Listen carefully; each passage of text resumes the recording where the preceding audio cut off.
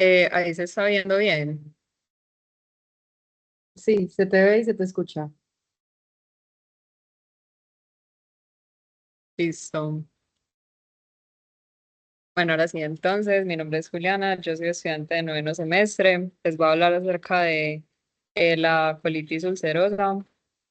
Y esta charla, pues para esta charla recibí asesoría por Federico Caro Díaz, que es residente de medicina interna. Entonces, antes de iniciar, pues vamos a hablar acerca de unos datos importantes a considerar. Lo primero es que la colitis ulcerosa es una enfermedad inflamatoria crónica que compromete la mucosa del colon. Estos pacientes son personas que tienen una expectativa de vida menor que la población general, 5 años menos de expectativa de vida, tienen mayor riesgo de una colectomía, y también tienen un mayor riesgo de desarrollar cáncer colorectal de hasta 2 veces que la población general. Es una condición que compromete la calidad de vida, requiere tamizaje con cierta frecuencia, con colonoscopias debido al riesgo de displasias, y a pesar pues de los avances terapéuticos, la respuesta clínica es muy variable, puede variar entre un 30 a un 60%. Hasta un 20% de los pacientes son hospitalizados por exacerbaciones graves de la enfermedad. Hasta un 7% termina con una colectomía. Entonces, vamos a hablar entonces de unos conceptos importantes. La enfermedad inflamatoria intestinal es, digamos, el término sombrilla que abarca dos enfermedades, la enfermedad de Crohn y la colitis ulcerosa. La enfermedad de Crohn es también una enfermedad inflamatoria crónica, pero que tiene un compromiso en parches y que tiene un compromiso más transmural del epitelio intestinal, mientras que la colitis ulcerosa es una inflamación que se restringe a la mucosa colónica, suele comprometer más la parte distal de como el recto y tiene una extensión proximal. La enfermedad de Crohn sí puede alterar cualquier parte del intestinal. Entonces, como tal, la colitis ulcerosa es una enfermedad crónica, es una enfermedad inflamatoria crónica que compromete la mucosa intestinal y genera daño de esa pared intestinal, genera daño a ver, se caracteriza por presentar periodos de exacerbación y periodos de remisión de los síntomas. Los síntomas como más cardinales, abdominal tipo cólico, ese es con presencia de sangre, la urgencia defecatoria y el fecal. El diagnóstico de patología se realiza con, pues, teniendo en cuenta los síntomas, se realiza y con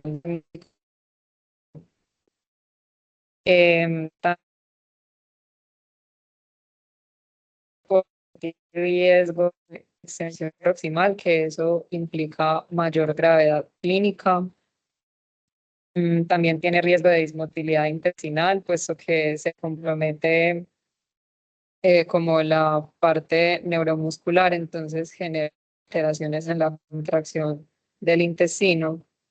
Ocurre una disfunción anorrectal, tienen mayor riesgo de colectomía, tienen mayor riesgo de hospitalización, mayor riesgo de cáncer colorectal y en general deterioro de la calidad de vida y de discapacidad. En cuanto a la epidemiología, la carga de morbilidad de la enfermedad intestinal inflamatoria ha incrementado principalmente en países de Occidente, sobre todo en Norteamérica, en Oceanía, en Europa. Canadá y Escocia fueron los países que tuvieron como aumentos mayores en las últimas décadas, con prevalencias de hasta 400 casos por cada 100.000 habitantes. La relación entre hombres y mujeres es muy similar, pero sigue siendo mayor en mujeres y la edad de aparición suele ser entre los 15 años, los 30 años o hasta los 50. No obstante, desde el año 2000, desde 1990, se viene presentando como un incremento de la incidencia de esta enfermedad en Asia y en América Latina. Se ha estimado que es de 4.3 a 5.3 por cada 100.000 habitantes. Y en el caso de Colombia, se ha visto que tenemos una prevalencia de hasta 45 casos por cada 100.000 habitantes en bases de datos del Sistema Integrado de Información y Protección Social, o SISPRO. También conserva la misma relación, más en mujeres que en hombres, y en cuanto a distribución geográfica, pues las partes más comprometidas son Antioquia, Atlántico, Caldas, Bogotá, Córdoba y Magdalena. En cuanto a los factores de riesgo, pues realmente la etiología de la enfermedad no es lo suficientemente conocida. Se han hablado de factores genéticos, inmunológicos, ambientales, se han encontrado hasta más de 250 alelos implicados en de, en vías de señalización, implicadas en la función de barrera intestinal y la inmunogenicidad de las células C, pero eso no explica del todo como el origen de esta enfermedad. Hasta un 14% de los pacientes presentan antecedentes familiares de enfermedad intestinal inflamatoria, pero pues no termina teniendo como una relación así súper clara pues de los pacientes que presentan esta enfermedad. También se han hablado de factores relacionados con la alimentación, pero no hay como un entendimiento así súper claro o mecanismos de qué manera eso impacta la aparición de esta enfermedad. Y algo que sí es muy curioso es que el cese del tabaquismo se vio como un factor de riesgo para la colitis ulcerosa, que para la enfermedad de Crohn es exactamente el caso contrario. Ahora, en cuanto a la fisiopatología, pues tenemos que hablar primero de cómo funciona la homeostasis intestinal. Nosotros tenemos una microbiota luminal que produce butirato, produce como factores nutricionales y sustancias que tienen propiedades antimicrobianas, generan son protectores, fortalecen la función de barrera, nutren el epitelio. Nosotros también tenemos como primera línea de defensa una capa, si se están pasando las diapositivas. Bueno, tenemos una capa de mucina que es secretada por las células caudiciformes. Debajo de ella tenemos un epitelio que tiene uniones estrechas que van a estar controlando la permeabilidad paracelular y todas las sustancias iones a través de y también tenemos una lámina propia, que es la capa que está debajo del epitelio, que contiene células inmunes que tienen como función generar como una tolerancia inmunológica y no mantenernos como con un estado proinflamatorio todo el tiempo, porque es que el intestino está expuesto a bacterias, a toxinas, antígenos bacterianos, que si el intestino pues reaccionara como a todo eso, nos mantendríamos con un intestino muy inflamado. Y esas células que están en la lámina propia tienen como función generar cierta tolerancia inmunitaria para modular esa respuesta inflamatoria. Entonces acá lo que estamos hablando, que hay una capa de mucina, las uniones estrechas entre las células epiteliales del intestino, la lámina propia que contiene células presentadoras de antígenos como son los macrófagos o las células dendríticas, neutrófilos, plasmocitos, entre otros. Pero entonces lo que ocurre en esta enfermedad es que primero hay una atrofia de las células caliciformes, entonces hay una capa de mucina que es mucho más delgada. También hay una disminución en la función de barrera intestinal, que puede ser por varias cosas, ya sea como por factores genéticos primarios o defectos pues como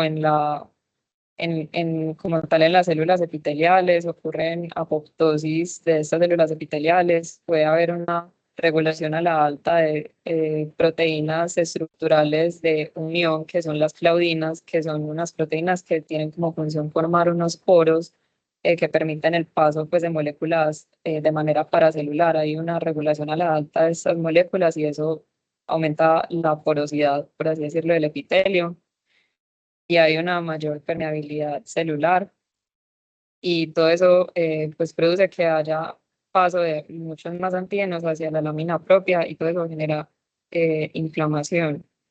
Entonces, con el daño de esta función de barrera, pues tenemos más antígenos cruzando, tenemos células que van perdiendo esos mecanismos de tolerancia, las células locales de la lámina propia empiezan a producir citoquinas, se empieza a ver quimiotaxis de neutrófilos, toda esa infiltración de células inmunes, lo que hace es exacerbar esa inflamación, se producen citoquinas como el factor de necrosis tumoral y la interleuquina 1 beta, que pues están como muy implicadas en la fisiopatología de la enfermedad. También células que son presentadoras de antígenos como las dendríticas y los macrófagos dejan de tener esa tolerancia inmunológica, pasan a ser como un subtipo proinflamatorio, empiezan a ser menos tolerogénicas, se disminuyen los linfocitos T reguladores y vemos pues un aumento en todas estas citoquinas que vemos acá en las diapositivas. Y también hay disminución en pues como en estas especies de bacterias que están en la microbiota, que son comensales, que empiezan a nutrir el epitelio, como ya están disminuidas, pues se va dañando cada vez más esa función de barrera. Entonces, en cuanto a la presentación clínica, lo principal son los síntomas gastrointestinales, la mayoría manifiesta rectorragia, puede ser muy profusa o puede ser poca. Hay una disminución en la consistencia de las heces, un aumento en la frecuencia de las deposiciones, la mayoría también reporta urgencia fecal, tenesmo fecal, también pacientes pueden presentar incontinencia fecal. Y pues ya los pacientes que tienen manifestaciones más graves pueden llegar a presentarse al servicio de urgencias con fiebre, deshidratación, pérdida de peso, fatiga. Y es muy importante hablar de las manifestaciones extraintestinales que se estima que pueden ocurrir hasta en un 27% de los pacientes con colitis ulcerosa. Esas manifestaciones pueden presentarse de manera dependiente o independiente con la actividad de la enfermedad. Entonces, lo que viene siendo, por ejemplo, la artritis poliarticular, que tiene un compromiso de más de 5 articulaciones, la uveitis, pioderma gangrenoso, todas esas son independientes de la actividad intestinal. Por ejemplo, la uveitis precede la crisis como de la colitis ulcerosa. En cambio, como lo viene nodoso, artritis pausiarticular, que comprometen situaciones, esas sí se pueden dar de concomitante con la actividad de la enfermedad.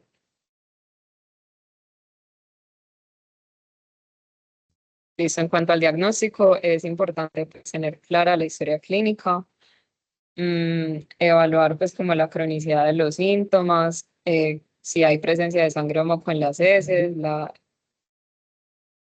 urgencia fecal, si se están pasando de las diapositivas. Pues a mí me parece que sí se están pasando. Listo.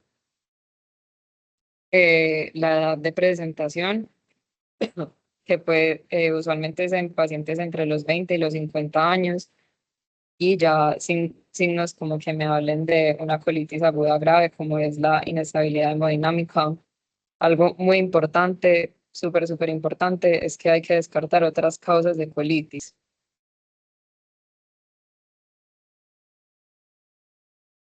Entonces, dentro de las causas que debemos descartar de colitis, que pueden como hacer un mimic de las manifestaciones, son las infecciones por salmonella, por shigella. La infección por Clostridium difficile es una complicación que vamos a hablar más adelante, pero puede ocurrir en un 3 a 6% de los pacientes. En eso siempre hay que descartarlo y se deben mandar estudios de toxinas A y B y glutamato deshidrogenasa en heces para descartar esta infección. Y si el resultado es indeterminado, se solicita una prueba de PCR. También hay que descartar que no haya una colitis isquémica, que no sea debida a una radiación, por ejemplo, en el caso del tratamiento para el cáncer de próstata. o que sea por medicamentos como por ejemplo los AINES. Entonces necesitamos un diagnóstico completo que incluya una imagen, ya sea colonoscopia o sigmoidoscopia flexible, confirmación histológica y ya descartar pues patologías infecciosas. En el caso de la colonoscopia, nos sirve mucho pues como para identificar la extensión y la gravedad de la enfermedad, porque entonces eso nos guía mucho en cuanto al tratamiento, porque es diferente si es una enfermedad con compromiso muy distal, así tiene un compromiso que es más proximal, es decir, más grave. Se recomienda pues realizar una colonoscopia total, pero eso está contraindicado en pacientes que tengan sospecha de perforación intestinal o que tengan sospecha de megacolon tóxico, que es una de las complicaciones que vamos a hablar más adelante. Cuando yo tenga esta sospecha, debo mandar otro tipo de imágenes como lo es una TAC de abdomen, una resonancia o una ecografía de abdomen y pelvis. Y pues en general los hallazgos que puedo ver en una colonoscopia es una mucosa friable, qué tan proximal está el compromiso, qué tan distal está el compromiso. Se pueden ver ulceraciones y es importante pues como ver el sangrado espontáneo. También hay que tomar biopsia y realizar un análisis histopatológico y evaluar pues como cada capa del epitelio. Entonces, lo ideal es que sea de cada segmento del intestino grueso y dentro de las alteraciones que puedo ver es, por ejemplo, infiltrados en las criptas, como infiltrados celulares, abscesos, en las criptas intestinales, puedo ver plasmocitosis en la pues basal, alteración en la celularidad de la lámina propia, se puede ver incluso metaplasia celular, atrofia de las células caliciformes, que explica pues como la falta de pues la disminución en la capa de mucina a nivel intestinal. Dentro de los exámenes de laboratorio súper importante para el pronóstico, la hemoglobina y la albúmina, porque todo eso me habla de la gravedad de pues como la exacerbación. También necesito pues descartar que el paciente no tenga anemia, leucocitosis, si el paciente tiene trombocitosis o elevación pues de reactantes de fase aguda, todo eso me habla de gravedad de la enfermedad. Y también como pues voy a mandar una terapia inmunosupresora, es necesario investigar enfermedades que sean oportunistas, como lo viene siendo la infección por hepatitis virus tipo C, tipo B, la tuberculosis latente y pues descartar VIH. También de los marcadores fecales, pues como importantes que uno debe mandar, la calprotectina fecal, que tiene una buena sensibilidad y especificidad, como para diferenciarme de una enfermedad funcional intestinal, como lo sería un síndrome de colon irritable, versus una enfermedad intestinal inflamatoria. El punto de corte para la calprotectina es de 50. Si está por debajo de 50, es más para un síndrome de colon irritable. Pero si está por encima de 150, me habla más de enfermedad intestinal inflamatoria. Y ya la lactoferrina fecal, que pues, no se ha estudiado mucho como el punto de corte, pero también se puede solicitar. Listo. Entonces, en cuanto a la clasificación de la gravedad de la enfermedad, tenemos la clasificación de Montreal que nos habla de la extensión. Entonces se define con la visualización macroscópica pues, de la inflamación. Entonces sería un estadio E1 si es una proctitis ulcerosa que se limita solamente como en recto. Sería estadio E2 si la colitis ulcerosa pues, tiene un compromiso izquierdo y llega al ángulo esplénico. Y sería una E3 si es una pancolitis. O sea, si compromete todo. Muy importante la clasificación de Mayo, que tiene en cuenta cuatro variables: la frecuencia de las deposiciones, el sangrado rectal, el estado en general del paciente y la apariencia endoscópica. Y eso me permite clasificarla en leve, moderado y suave, según y grave, según el puntaje que me dé. Y todo eso pues es súper importante como para el tratamiento, que ahorita vamos a hablar más a fondo de eso. Y como les estaba comentando ahorita, entre un 3 y 6% de los pacientes con colitis se les diagnostica infección por Clostridium difficile. Se deben mandar las pruebas pues que ya les mencioné, las toxinas A y B y la glutamato deshidrogenasa en materia fecal. Descartar también patología isquémica, que es muy raro pues que una colitis isquémica comprometa el recto.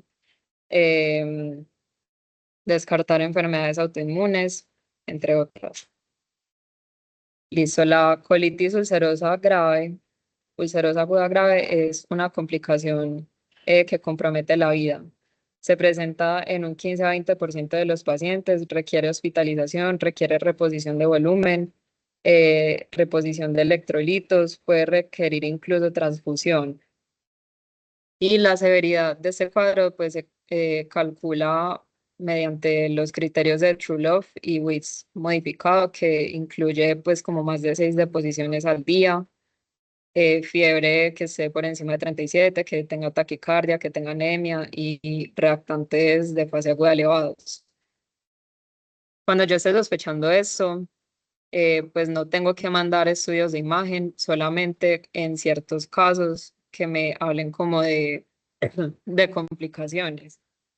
Por ejemplo, si veo que el paciente tiene síntomas abdominales que no se correlacionan con inflamación visible, si el paciente tiene sospecha de enfermedad de Crohn o si la inflamación es tan severa que me impide evaluar la extensión de la enfermedad, en esos casos sí debo mandar, por ejemplo, una TAC o una endoscopia por videocápsula, luego de haber descartado pues infección por Clostridium difficile.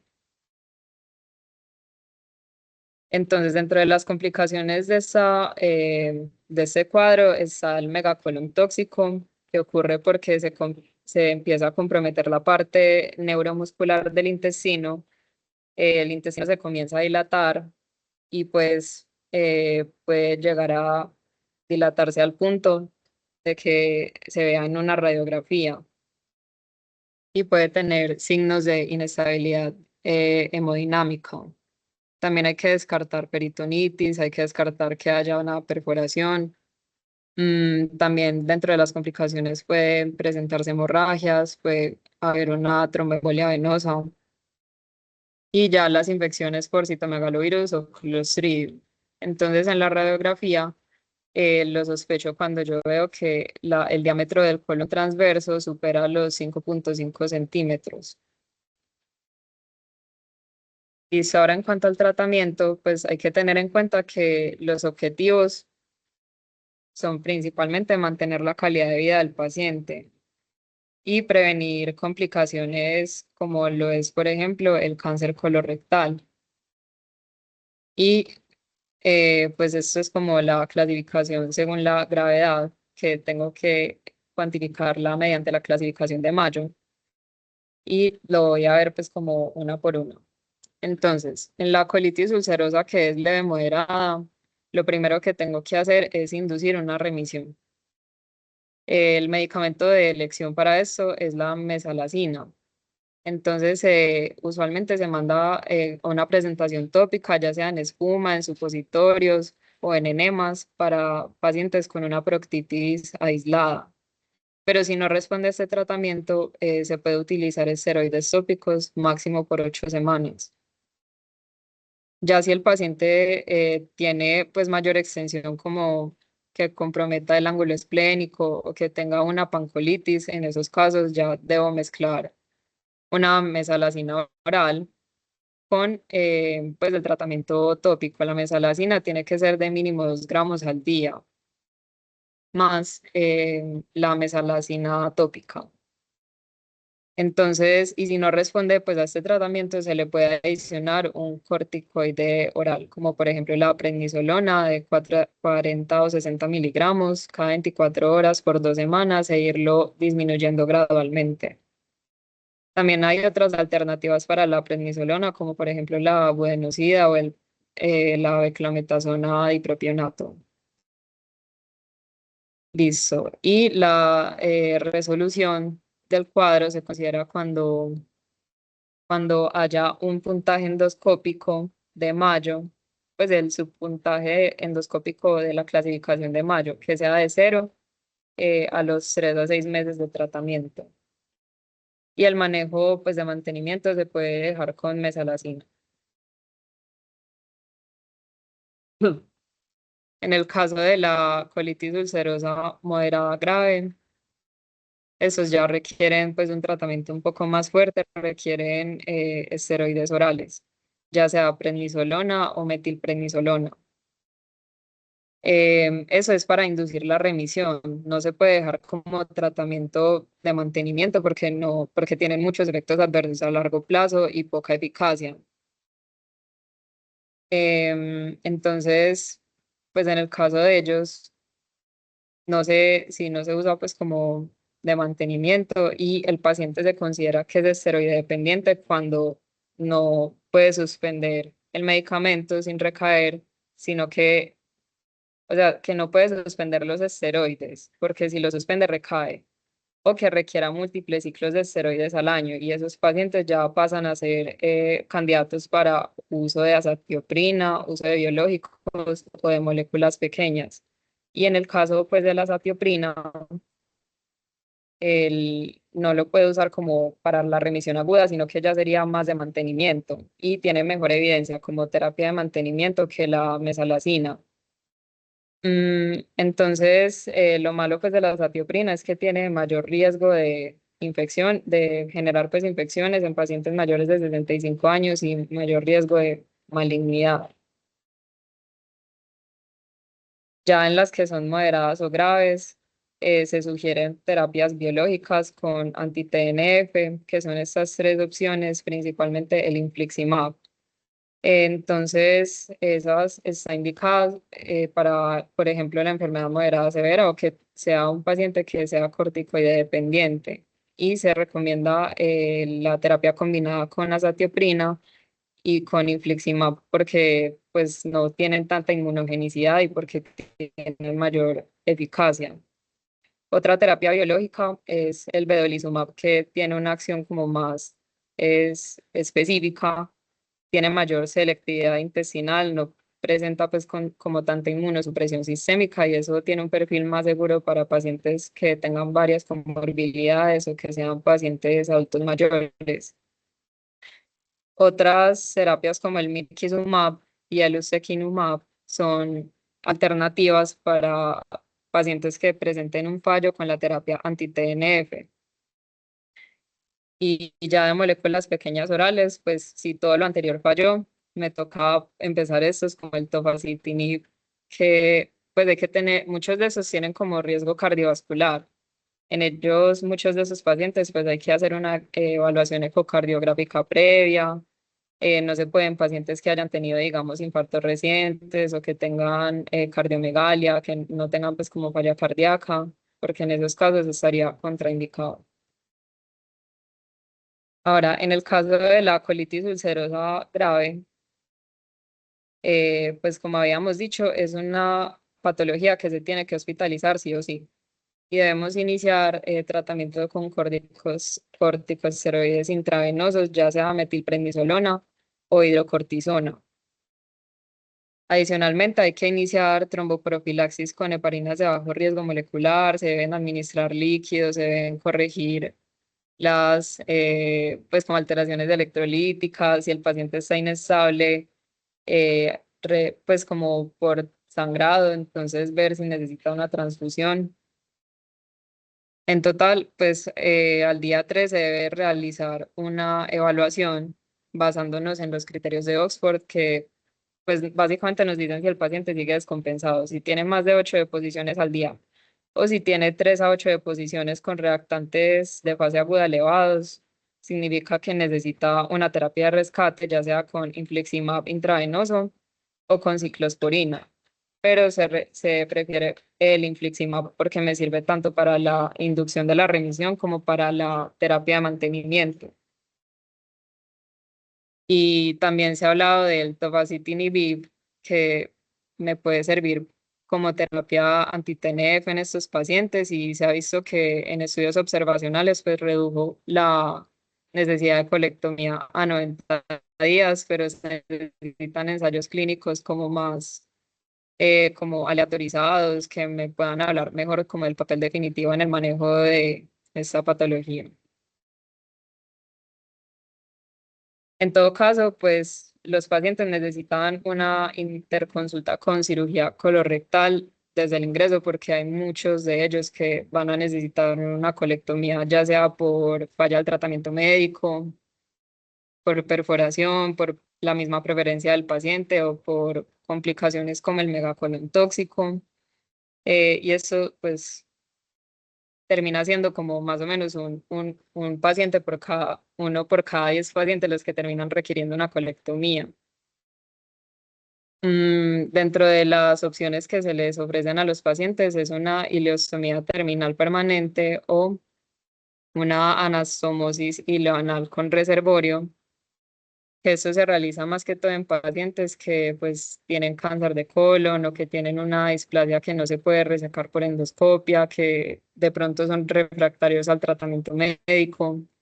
Y hay varios factores de riesgo como para predecir si un paciente va a necesitar o no la colostomía, la colectomía, como lo es, por ejemplo, una infección por Clostridium difícil, aumenta el riesgo de la colectomía. El hecho de que tenga reactantes de fase aguda elevados, que tenga una extensión muy grande de la enfermedad, que de pronto requiera ya terapia con esteroides sistémicos.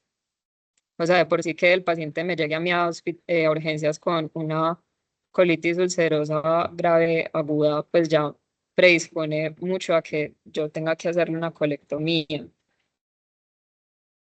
Y bueno, y recomendaciones generales para estos pacientes, no se pueden vacunar con vacunas vivas atenuadas, están completamente contraindicadas, ya el resto de vacunas sí se pueden poner.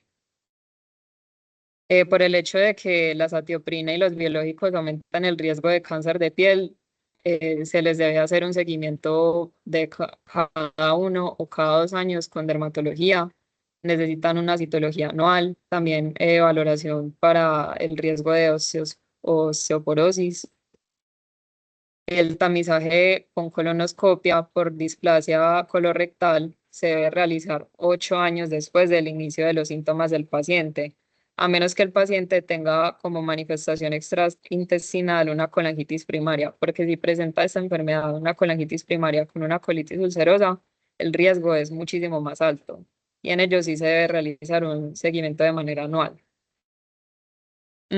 Bueno, pero si el paciente tiene como una enfermedad limitada solamente al recto, en ello sí se puede hacer con las mismas indicaciones que la población general y ya si afecta pues el resto del colon, nos tenemos que basar en estos factores de riesgo, pues si los quieren ver, para ver si pues como con qué frecuencia necesitaría entonces una colonoscopia. Y ya para terminar, pues como conclusiones generales, la enfermedad, la colitis ulcerosa, pues se extiende de manera proximal a lo largo del colon. No tiene una cura definitiva, pero sí se puede dar como manejo y se puede mantener una remisión de los síntomas. Sí, se ven involucrados varios factores genéticos, ambientales, alteraciones en las respuestas inmunitarias, pero con mecanismos que todavía no se logran comprender bien. Tiene un curso intermitente, se caracteriza pues como por periodos de actividad y por periodos de remisión. Siempre se debe hacer un manejo integral y el diagnóstico debe ser integral con imagen, con histopatología, con laboratorios. Yo tengo que mirar muy bien cuáles son las características y las necesidades de mi paciente para determinar cuál es el tratamiento más apto para él, pues porque hay unos que tienen mayor compromiso que otros, hay unos que tienen mayores factores de riesgo que otros para desarrollar, por ejemplo, enfermedades oportunistas. Tengo que tener muy en cuenta eso para escoger la terapia del paciente. Y ya, pues muy importante el tema de estar haciendo tamizajes para el riesgo de cáncer. De pronto, si tienen alguna duda.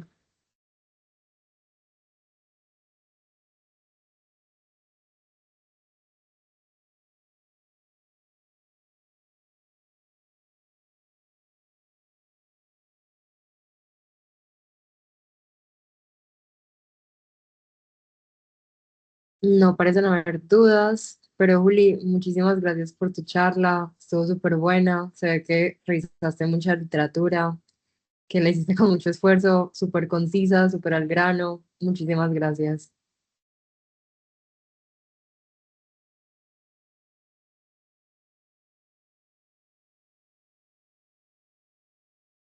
No se les olvide llenar el forms que está en el chat.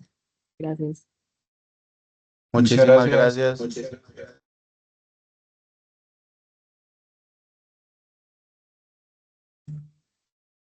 Ay, no, yo no sé qué me estaba pasando en la voz. Sentí que me estaban dando ahí como meros gallos. Ay, no, terrible.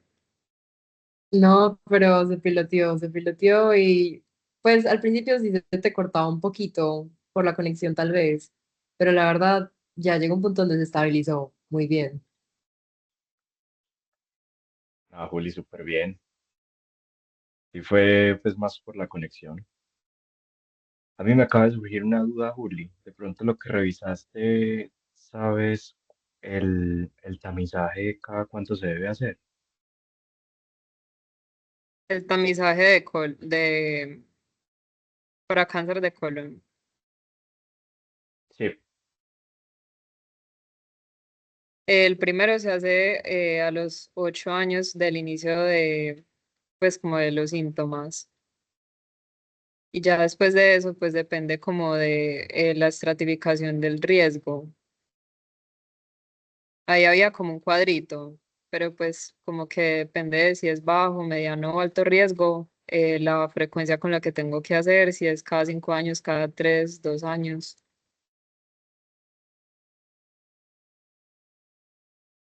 Listo, Juli. Gracias, te quedó muy buena tu charla.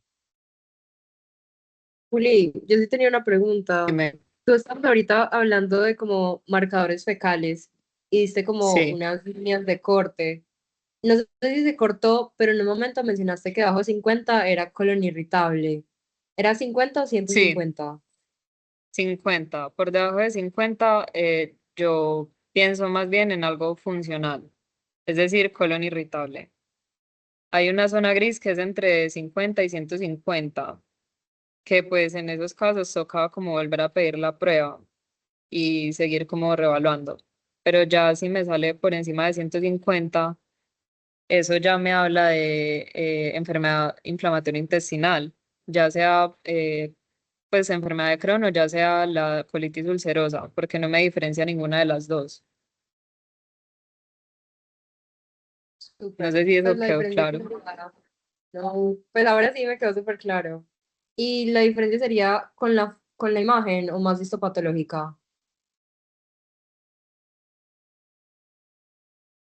Me vuelves a repetir, porfa, que se me cortó, lo siento. No, tranquila. Que si en la enfermedad de Crohn versus la colitis es una diferencia más como de imagen o de histopatología. ¿Entre quiénes? Enfermedad de Crohn y colitis ulcerosa, ok. Ujú. Entre los dos. Pues la diferencia es también como, yo diría que es más histopatológica porque pues la enfermedad de Crohn afecta más como en parches, se hace como un compromiso transmural, mientras que la colitis ulcerosa se limita solamente a la mucosa, o sea, la enfermedad de Crohn como que afecta más capas de epitelio, mientras que la colitis ulcerosa solo afecta como la mucosa y el compromiso pues es más desde distal hacia proximal. Mientras que en la enfermedad de Crohn es más por parches, como en cualquier lado literal. Sí, Súper, respondí la pregunta. súper bien. Gracias. Ah, bueno.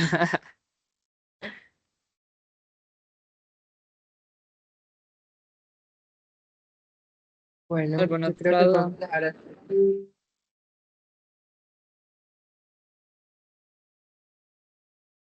Listo, no, muchas gracias por la asistencia.